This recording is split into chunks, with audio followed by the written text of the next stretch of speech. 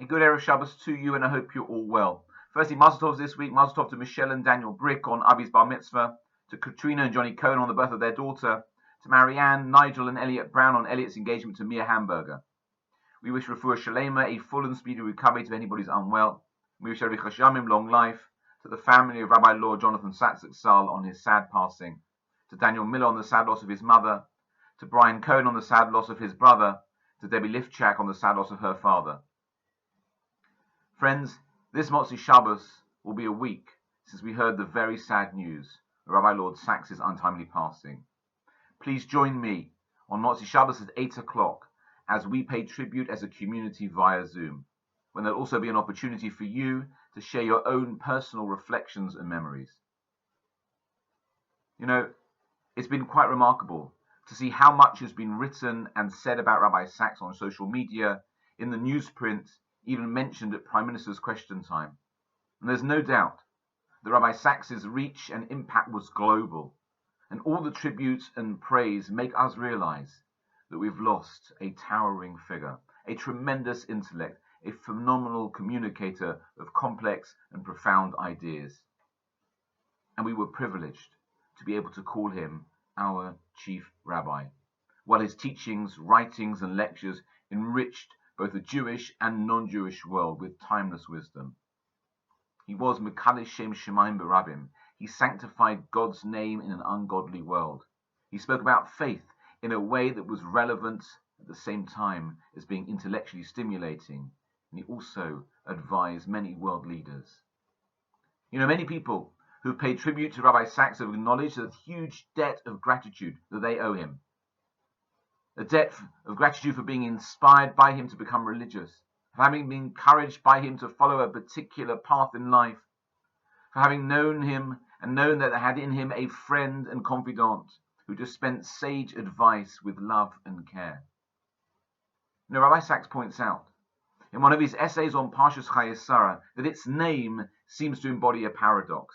It's called Chayei Sarah, the life of Sarah, but it begins, as we know, with the death of Sarah.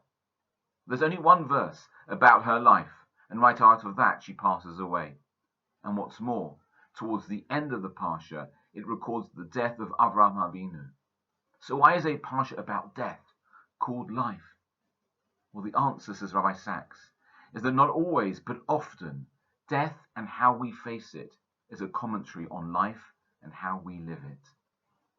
You know, it's very easy to focus on Sarah's death because that occupies the majority of the Sedra. But that will be a failure to appreciate the significance of her life. And that ability to focus on what's truly important is what defines our lives and how we live them. We should be uncomfortable with the thought of owing a debt of gratitude to someone after they've passed away. Instead, we should repay it, in the words of Mike and the Mechanics, in the living years, because it's too late when we die. So let's be more willing to show our appreciation to other people while we can. Let's express our gratitude to our leaders and our loved ones whenever we can. And let's say thank you more often and more freely because we can. You know, during this week, I joined a Siyum to mark 20 years since the tragic murder of a young man called Giles Van Colley. It was a remarkable event, bringing together so many people who remembered Giles and all the good that he did during his short life. And after learning in his merit and hearing some wonderfully effusive tributes, Giles's father spoke.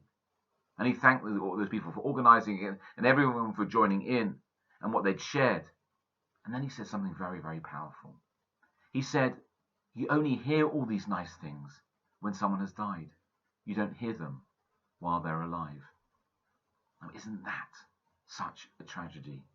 That we can compliment and praise someone posthumously, but we tend not to be so willing to do it during their lifetime. And yet, as we find in one of his essays, Rabbi Sacks actually refers to research that shows the benefit of developing an attitude of gratitude. It improves physical health and immunity against diseases. Thankfulness reduces toxic emotions such as resentment, frustration, and regret, and makes depression less likely. It even tends to make people sleep better. It enhances self-respect, making it less likely that we will be envious of others for their achievements and success.